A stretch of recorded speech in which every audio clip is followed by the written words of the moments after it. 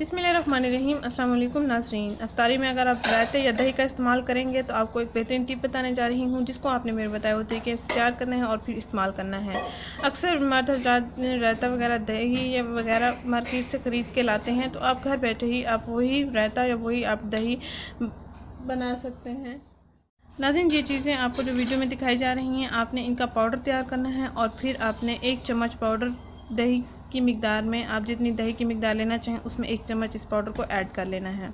आपने सबसे पहले करना क्या है, पुदीना लेना है 1 प्याली।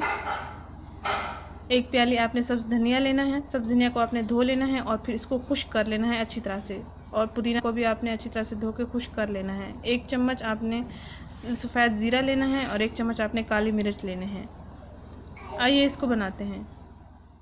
आपने करना ये है कि इन अज्जा को आपने फ्राई पैन में डाल देना है और हल्का हल्का भून लेना है। इतनी देर भूनना है कि ये जो पत्ते हैं ये खुश्क हो जाएं और मसलने पे ये मसलते चले जाएं, और उसके बाद आपने इस भुने हुए मिक्सचर को आपने ग्राइंड कर लेना है।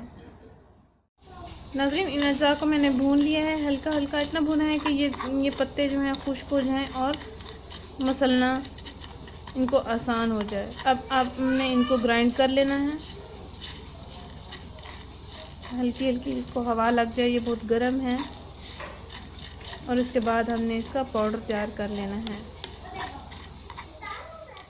नाज़रीन, तकरीबन आधा चम्मच आपने इसमें नमक को ऐड करना है।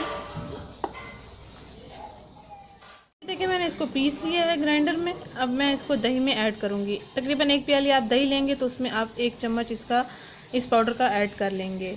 इंशाल्लाह इसका टेस्ट बहुत अच्छा आएगा। आपको किसी भी पीसनी में या किसी भी चीज़ से आपको चटनी बनाने की ज़रूरत नहीं पड़ेगी। ये अच्छा सा इसका जायकादार रायता बन जाएगा, जो कि अक्सर मर्दों का फेवरेट होता है।